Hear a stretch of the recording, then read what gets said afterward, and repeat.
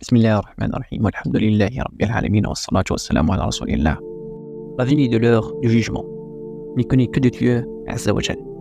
Mais la mémoire place des signes annonçant sa proximité, afin que les musulmans prennent garde et se préparent pour ce jour.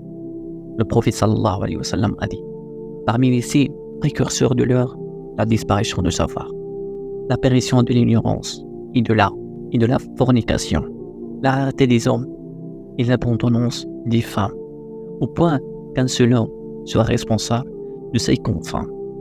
Dans ce hadith, Anas ibn Malik radiyallahu anhu rapporte avoir entendu le prophète sallallahu alayhi wa sallam mentionne que parmi les signes de la proximité de l'heure, il y a la disparition de la science bénéfique accompagnée de bonnes œuvres.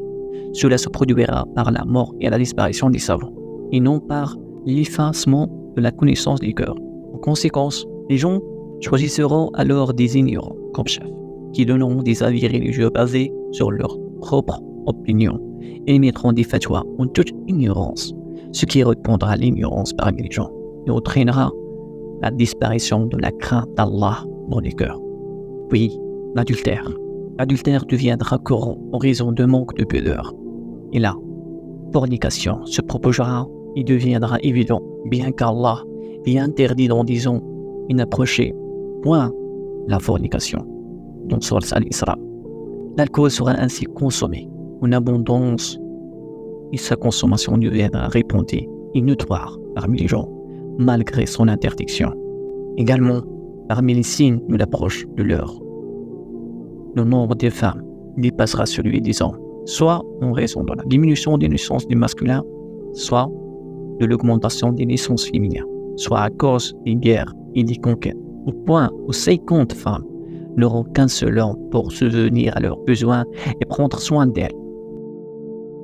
Ces 5 signes ont été spécifiquement mentionnés, car ils indiquent un désordre, les domaines dont la préservation assure le bien-être de la vie, ici-bas et dans l'au-delà. Il s'agit de la religion, car la disparition de la science la compromet, de la raison, car la consommation du vin la compromet, de la filiation, car l'adultère la compromet, de la vie et des biens, car les nombreuses épreuves les compromettent. La perturbation de ces aspects annonce la ruine du monde. Le hadith indique également que le décret d'Allah Azza wa Jal a prédéterminé que la destruction de la terre suivra une période de grande corruption. Il exhorte à l'apprentissage de la science, car celui-ci ne disparaîtra qu'avec la mort des savants. Enfin, ce hadith constitue ainsi parmi les signes de la prophétie du prophète sallallahu alayhi wa sallam, puisqu'il a prédit ce qui se produira à la fin de temps. Wa subhanallahi wa bihamdihi wa ashhadu an la ilaha illa anta wa astaghfiruka wa atubu ilayk walhamdulillahi rabbil alamin. Le prophète alayhi salatu wa salam a dit: quiconque indique un bien a la même récompense que celui qui l'a accompli. Donc, n'hésitez pas à partager ces biens avec votre famille et vos amis, et qu'Allah vous protège de feu et vous récompense un Jannah, Inch'Allah. Le prophète alayhi salatu wa salam a dit: quiconque indique un bien a la même récompense que celui qui l'a accompli.